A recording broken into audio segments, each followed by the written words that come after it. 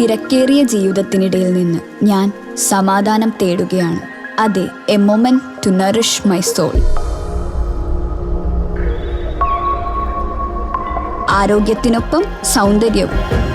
സമഗ്രമായ ആരോഗ്യത്തിൻ്റെയും സൗന്ദര്യത്തിൻ്റെയും പുതിയ തുടക്കത്തിനായി മട്ടാഞ്ചേരിയിൽ സ്ഥിതി ചെയ്യുന്ന ആയുർസ്പർശ് ആയുർവേദ ഹോസ്പിറ്റൽ നിങ്ങളേവരെയും സ്വാഗതം ചെയ്യുന്നു. ചെറായി ബീച്ച് ജനകീയ വായനശാലയുടെ ആഭിമുഖ്യത്തിൽ സ്ഥാനാർത്ഥി സംഗമം സംഘടിപ്പിച്ചു.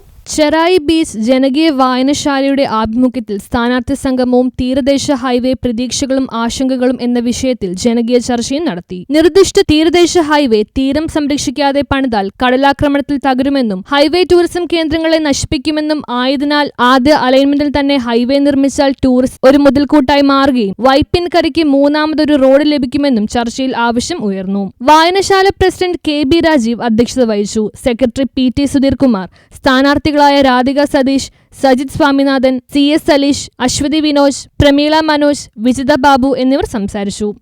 നമ്മളിവിടെ ആരംഭിക്കുന്നതിന് മുൻപ് നമ്മുടെ ബീച്ച് എങ്ങനെയായിരുന്നു? ഈ കടവുന്ന കടകള് മറ്റുള്ള സംരംഭങ്ങളൊന്നും ഉണ്ടായിരുന്നില്ല. ടൂറിസം മേഖലയുടെ ആരംഭത്തോടു കൂടിയാണ് ബീച്ചുകൾ വികസിക്കാൻ തുടങ്ങിയത്. ചെറായി ബീച്ചിനെ സംബന്ധിച്ചും ഏതായാലും അതൊക്കെ തന്നെ ഉണ്ടായിരുന്നത്. ടൂറിസം മേഖലയുടെ ആവശ്യങ്ങൾക്കായിട്ട് നമ്മളിവിടെ വരുമ്പോൾ. News bureau, Cherai.